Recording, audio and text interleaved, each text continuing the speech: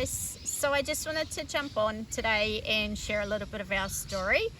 I haven't shared this before, so openly and I guess vulnerably, but at the same time I've had a lot of people saying to me, you need to share your story because there's probably other people out there that need to hear it and can probably relate.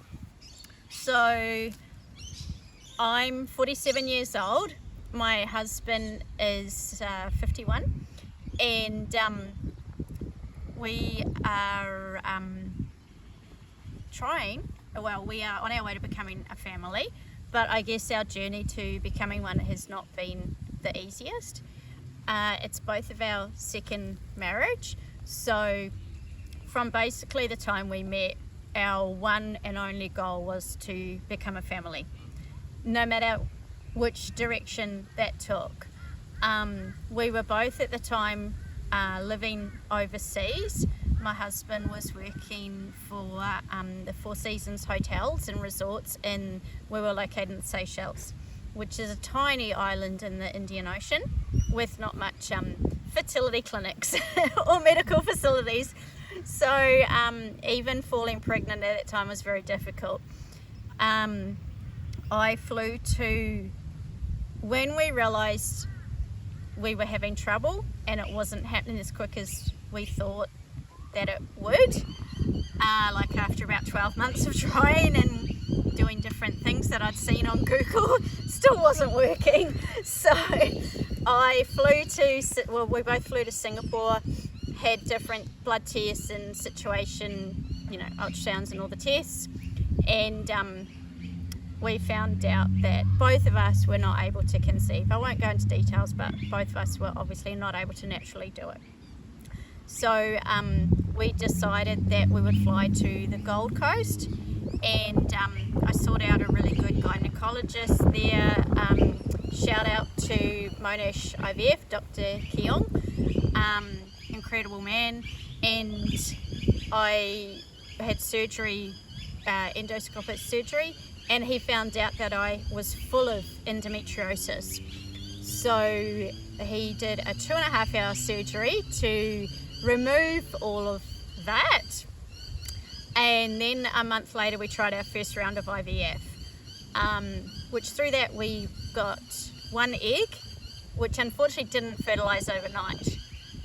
So that was a massive letdown, and I think it was 2 or 3 months later we tried our next round of IVF, and I went into egg retrieval with, I thought, 5 healthy follicles, but unfortunately we had no eggs retrieved, so which was just horrendously heartbreaking.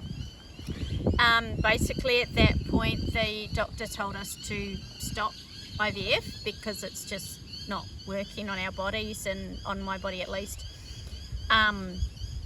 and said we could either look at like egg donation or adoption.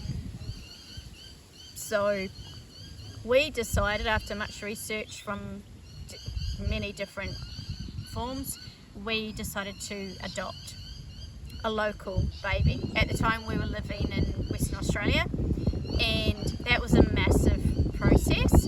We finally got approved in November 2020, and then in June 2021 we moved from WA to Queensland, which is like from one side of Australia to the other. And because in Australia you've got different states with different laws and rules and regulations, we basically had to restart the process all over again.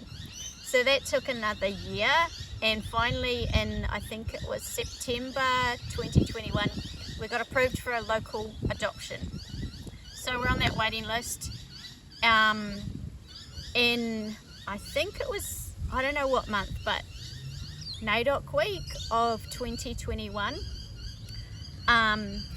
which is like an Aboriginal celebration, acknowledgement, awareness week here in Australia. The news did a massive story on children that are incarcerated, and there was a story that just shocked me to the core of a 10-year-old boy. He was a local Aboriginal boy who was incarcerated, which means in jail, because they had nowhere else for these kids to go.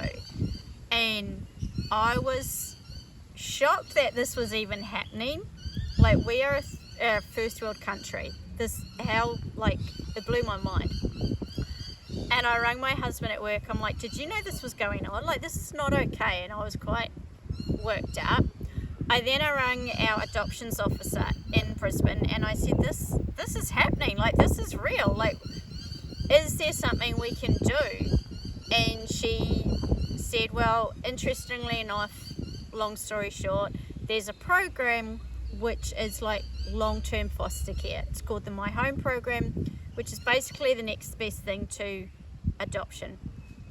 And so we signed up straight away to be on that program. Again, it was another approval process. So many approval processes here, so much red tape to go through. But I guess you could say we're kind of in two buckets. We're in the adoption waiting bucket, and we're also in the My Home program waiting bucket.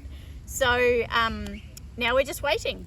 So My Home program is any child through the foster care system, and adoption is any child that is up for adoption, could be from the age of 6 months to 24 months. So that's kind of our story in a nutshell. It's been a massive journey for both of us.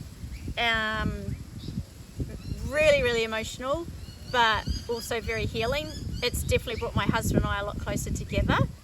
And so that's our story. We're just kind of now waiting every single day for that phone call to say, we've got a match for you and come and pick up your child. So yeah, thank you for listening to my story, and I will continue opening up, being really vulnerable, and sharing any updates that we have along the way, and anything I learn or anything that I think might help other people out there that are on this journey to becoming a family. So thank you.